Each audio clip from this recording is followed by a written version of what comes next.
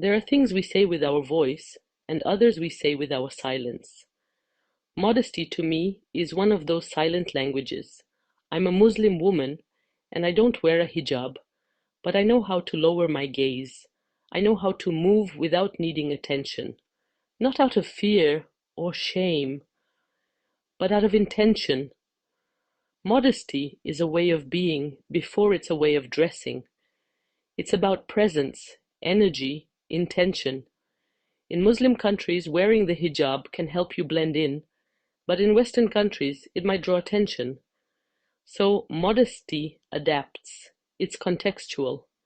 It's not about fabric, it's about what you radiate. Too often, modesty is reduced to a single image, a woman in a headscarf. But in Islam, modesty is for both men and women. In fact, the Quran first tells men to lower their gaze and guard their modesty before mentioning women. Modesty isn't about control, it's about consciousness. It's not about hiding, it's about honoring. A woman who wears the hijab may do so from deep spiritual devotion, but not every woman wears it, and not every woman who wears it understands it the same way. What matters is intention. A man in a suit can be immodest. A woman in a scarf can be deeply modest. Because modesty is not about appearance alone, it's about the heart. And when we speak of modesty, we must speak of men. Men are also called to modesty, in gaze, in thought, in action. But this part is often forgotten. Too many cultures place the burden solely on women, as if men had no responsibility for how they look at or think about women. But Islam expects more. A modest man guards his heart and gaze. He does not reduce women to bodice. Modesty means humility, in clothing, in behavior, in desire.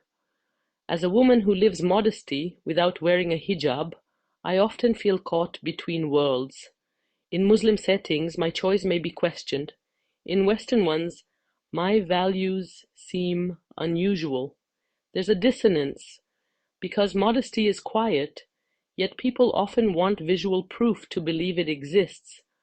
I don't dress to attract attention, not because I fear it, but because I don't need it.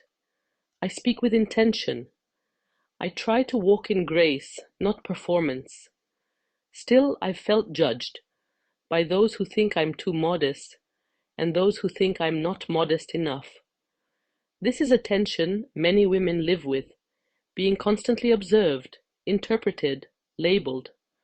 And modesty tries to free us from this. There is strength in not showing everything. There is beauty in what's preserved, not exposed. There is power in choosing when, how, and to whom you reveal your light.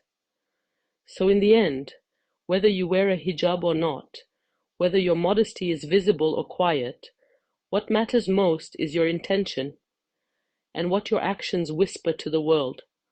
Modesty isn't the length of a sleeve or the style of a dress. It's the posture of your soul. It's what you are when no one sees, except the one who created you.